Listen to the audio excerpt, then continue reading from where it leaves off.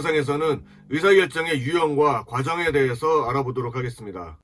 계속해서 경영학개론 강의 영상을 받아보실 분은 지금 구독해 주시기 바랍니다. 의사결정이란 조직의 목표를 달성하기 위해서 고려하는 여러 가지 대체안 중에서 가장 합리적이고 유리한 최적안을 선택하는 과정이라고 정의할 수 있습니다. 일반적으로 경영은 의사결정의 연속이라고 할 정도로 그 중요성이 강조됩니다. 왜냐하면 선택된 최적안에 의해 기업의 성과가 달라지기 때문입니다. 이러한 의사결정은 기업이 직면하는 미래의 경영 환경이 갈수록 변동성, 불확실성, 복잡성, 모호성 등으로 위험성이 높아지고 있기 때문에 발생 가능한 여러 가지 영향 변수와 다양한 방법을 이용하여 대체안을 찾고 그 대체안 중에서 자원을 가장 효율적으로 활용할 수 있는 최적안을 선택해야 합니다. 앞서 언급한 대로 기업에서 행하는 모든 활동과 기능은 의사결정과 관계되지 않은 경우가 거의 없습니다. 최고 경영층에서부터 일선 감독자에 이르기까지 업무를 수행하기 위한 의사결정이 이루어져야 하며 경영 기능별로는 생산, 마케팅, 재무, 인사 등 모든 활동 분야에서 의사결정을 필요로 합니다. 또한 계획 수립, 조직, 충원, 지휘, 통제 등의 모든 관리 과정도 의사결정과 관련을 맺고 있습니다. 의사결정 과정은 크게 3단계로 진행된다고 볼 수 있습니다. 다시 말해 정보활동이라고도 할 수 있는 문제 탐색 단계, 기획활동이라고도 할 수 있는 대안 설계 단계, 그리고 대안 선택까지 총 3단계로 진행됩니다. 그리고 마지막 4번째 단계로 대안을 실행함으로써 의사결정에 이어 문제 해결 과정이 마무리됩니다. 첫 번째로 정보활동, 인텔리전스 액티비티는 문제를 탐색하고 발견하는 단계입니다. 또한 의사결정의 목적을 분명히 하는 단계입니다. 문제란 보통 현재 상태와 이상적으로 생각하는 상태와의 차이를 의미합니다. 따라서 현재 상태를 분석함과 동시에 조직에서 이상적으로 생각하는 목표를 면밀히 분석하여 문제를 구체화하는 단계라고 할 수 있습니다. 두 번째로 기획활동, 디자인 액티비티는 정보활동 단계에서 설정한 문제를 해결하기 위해서 대체안을 탐구하여 이것을 계획으로 작성하는 단계입니다. 따라서 대안 설계 단계라고 합니다. 앞 단계에서 목표와 현실의 간격을 인식했다면 이 두 번째 단계에서는 그 간격을 어떻게 해소 또는 축소할지 대안을 고려하게 됩니다. 물론 현재 상태를 목표 상태에 가깝도록 개선하는 방법이 가장 좋겠고 또는 목표 상태를 하향 조정하거나 다른 목표를 설정하는 것도 하나의 방법일 수 있습니다. 세 번째로 선택활동, 초이스 액티비티는 앞에 두 번째 단계에서 도출된 여러 가지 대체안의 결과를 예측하고 각각의 대체안을 비교하고 평가하여 일정한 기준에 따라 최적의 대안을 선택하는 단계입니다.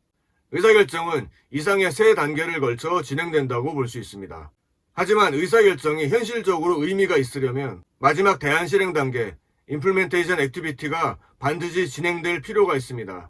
보통 사회과학 계통에서는 의사결정의 3단계에 이어 대안 실행 단계까지를 포함하여 문제 해결 과정이라고 설명하기도 합니다. 또한 지금까지 의사결정을 3단계로 정리하긴 했지만 경우에 따라 마지막 대안 실행 단계까지를 포함하여 의사결정 과정이라고 광의로 정의하기도 합니다. 이렇게 의사결정을 4단계로 정리하여 제시한 분은 1978년에 노벨 경제학상을 수상하신 헐버트 사이먼입니다. 이상 정리한 의사결정에 대한 내용은 제 채널의 다른 과목에서도 설명한 바 있으니 채널의 다른 영상을 둘러보시고 학습하시면 도움이 되시리라 생각합니다. 다음으로 의사결정의 유형에 대해서 정리해 보겠습니다. 먼저 첫 번째로 의사결정의 구조와 정도에 따라 분류하면 정형적 의사결정과 비정형적 의사결정으로 나눌 수 있습니다. 정형적 의사결정은 일상적이고 반복적인 의사결정으로서 자주 되풀이되며 비교적 명확하게 구조화되어 있는 형태의 의사결정입니다. 다시 말해 주어진 조건을 어떻게 처리하여 결정에 이를 것인가에 관한 표준적인 절차나 프로그램이 설정되어 있는 의사결정입니다. 대부분 하위 관리자들에 의해 이루어지며 대체로 단기적 성격을 띠게 됩니다. 이에 반해 비정형적 의사결정은 사전에 결정된 기준이 없는 의사결정 유형으로서 정형적 의사결정과는 달리 프로그램화할 여지가 적고 주로 경험이나 판단에 의해 영향을 받게 됩니다. 또한 단발적이고 예상하지 못한 새로운 것인 경우가 많습니다. 성격이나 구조가 복잡하고 어려운 유형의 의사결정으로서 최고 경영자 수준에서 이루어지며 장기적인 예측이나 조직의 생존과 관련된 경우가 많습니다. 이러한 비정형적 의사결정은 고려해야 할 변수가 너무 많고 상황이 불확실하기 때문에 최근 개발되고 있는 정보기술의 활용으로 의사결정의 신뢰도를 높일 수 있습니다. 의사결정의 유형 두 번째로 의사결정 상황에 따라 분류하면 확실성하의 의사결정, 위험성하의 의사결정, 불확실성하의 의사결정으로 나눌 수 있습니다. 확실성하에서의 의사결정은 의사결정에 따른 각 대체안별로 발생 결과를 확실하게 예측할 수 있는 상황하의 의사결정입니다. 쉽게 말해 확률이 100%로서 불확실성이 없는 의사결정입니다. 의사결정에 필요한 정보를 충분히 활용하여 각 대체안의 발생 결과를 확실하게 예측할 수 있는 경우를 의미합니다. 그리고 불확실성하의 의사결정이란 발생할 수 있는 결과를 대략 추정할 수는 있으나 그 발생 확률을 전혀 알 수 없는 경우를 의미합니다. 이러한 상황에서 완전한 의사결정은 있을 수 없고 의사결정자의 능력, 취향, 위험에 대한 태도 등에 따라 각 의사결정자가 최종적으로 선택한 최적의 대안은 의사결정자에 따라 차이가 발생할 수밖에 없습니다. 그리고 위험성하의 의사결정은 의사결정에 따른 결과를 확실하게 예측할 수는 없고 단지 일정한 확률을 가지고 예측할 수 있는 상황하의 의사결정을 말합니다. 따라서 확실성하의 의사결정과 불확실성하의 의사결정의 중간에 위치한다고 보시면 되겠습니다. 의사결정의 유형 세 번째로 조직 계층의 수준에 따라 분류하면 전략적 의사결정, 관리적 의사결정, 업무적 의사결정으로 나누어집니다. 전략적 의사결정은 기업의 외부 문제와 관계된 장기적 의사결정입니다. 최고 경영자의 책임인 경우가 많으며 기업 목표의 변경, 기업의 성장 계획, 다각화 계획, 해외 시장 진출 계획 등이 포함됩니다.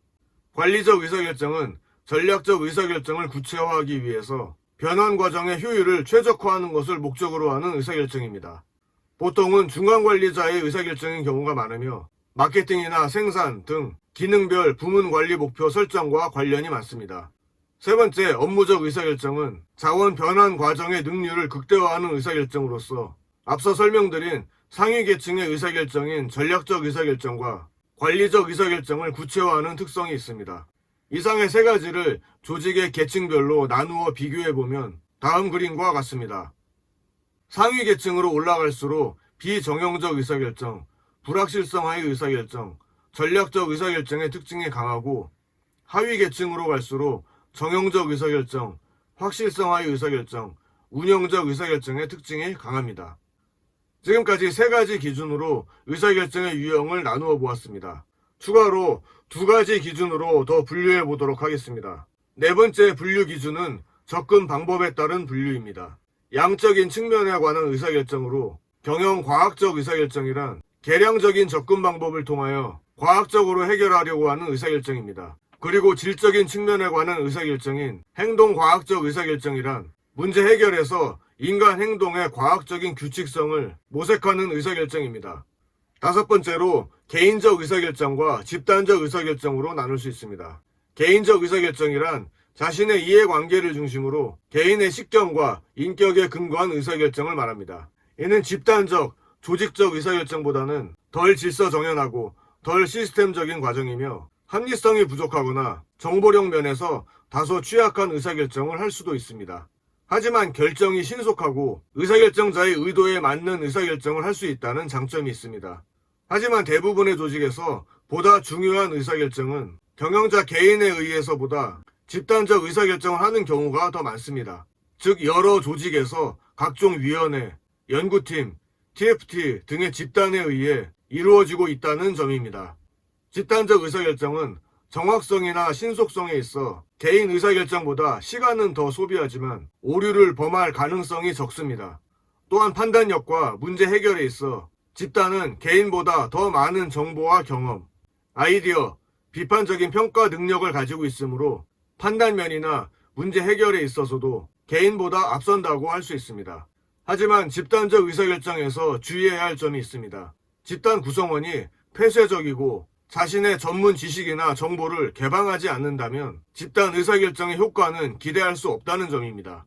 따라서 집단적 의사결정의 효과를 극대화하기 위해서는 지식경영의 관점에서 암묵지의 형식지화를 최대한 지원하는 전략적 접근이 필요합니다. 집단적 의사결정과 관련하여 집단지성의 의미에 대해서 추가로 정리해 보겠습니다. 집단지성이란 각각의 개인들이 협력이나 경쟁을 통해 공동의 지적 결과물을 만들어낼 수 있는 집단적 능력을 말합니다. 평범한 보통 사람들도 이성적 판단을 내릴 수 있는 존재이며, 집단은 개인이 가진 능력의 합이나 똑똑한 소수의 전문가보다 나은 판단을 할 수 있다고 가정합니다. 이러한 집단 지성이 발휘되기 위해서는 집단 구성이 다양해야 하고 권한이 분산되어야 하며 구성원이 상호 독립적이어야 합니다. 또한 구성원의 의견이 정리되고 모아져 하나의 결정을 만들어낼 수 있는 방법론을 가지고 있어야 합니다. 이러한 대중의 지혜를 이용한 의사결정 방식을 크라우드 소싱이라고 표현하기도 합니다. 집단 지성과 관련한 인터넷 서비스로는 위키피디아나 네이버의 지식인 등이 대표적인 사례입니다. 다만 2008년 광우병 촛불 시위라든가 2012년 최선당 임산부 사건과 같이 집단 지성으로 움직이더라도 잘못된 정보나 가짜뉴스로 인해 휩쓸려 다니는 대중들이 많다는 점과 그러한 대중들을 정치적으로 이용하려는 세력들이 많다는 점을 주의해야 하겠습니다.